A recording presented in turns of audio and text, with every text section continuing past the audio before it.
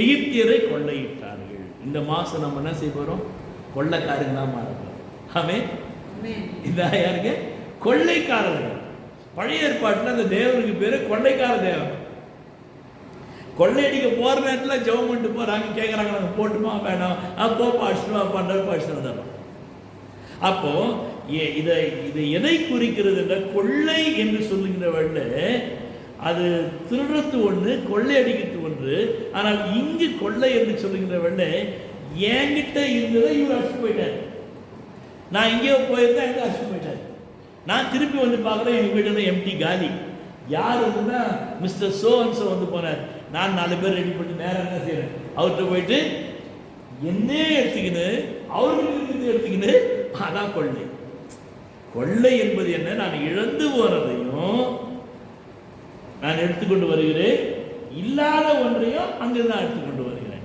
அதான் கொள்ளை. சகரியா 14ஆம் அதிகாரம் 1ஆம் வசனம் வாசிக்கின்றவர்களே, அங்கு உன்னில் கொள்ளையானது உன் நடுவிலே பங்கிடப்படும் என்று சகரியா சொல்லுகின்றார்.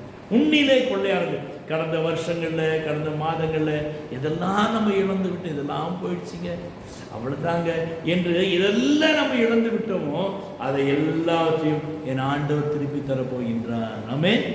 இந்த மாதத்தில், இந்த கடந்த வருஷங்களில் என்னெல்லாம் நம்ம இழந்து போனோம் இதெல்லாம் ரெட்டிப்பாங்க, நூறத்தனையாக அது உன்னிலே கொள்ளையானது உன் நடுவில் பங்கிடப்படும். மறுபடியும் வந்து உங்கள்கிட்ட சேரும்.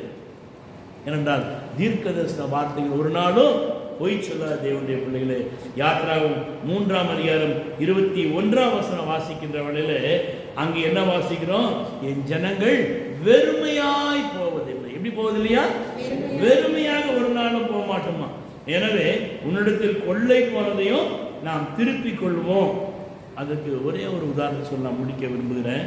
ஆதியாகமம் 14ஆம் அதிகாரத்தில் அங்கு 12ஆம் வசனம் என்ன வாசிக்கிறோம்? லோத்தையும் அவன் பொருள்களையும் கொண்டு போயிட்டான். இதை ஆபிரகாம் கேள்விப்பட்ட மாத்திரத்திலே 14ஆம் அதிகாரம் 16ஆவது வசனத்திலே ஆபிரகாம் அவள் எல்லாத்தையும் திருப்பி கொண்டு வந்தான். அப்போ இந்த மாதத்திலே கர்த்தர் உங்களை என்னையும் ரட்சகனாக மாற்ற போகின்றார். ஆமென்.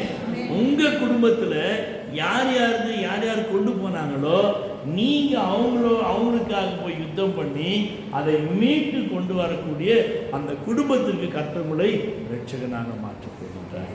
3 ஆசீர்வாதங்கள். எகிப்தியர் கண்ணில் தயவு கொடுப்பார். எகிப்தியர் கண்ணில் தயவு கிடைத்தபடினால் கேட்டதை தருவார்கள். எகிப்தியரை கொள்ளையிட்டார்கள். இந்த காரியங்களை கர்த்தர் தருவாராக. ஆமென். ஜெபம்.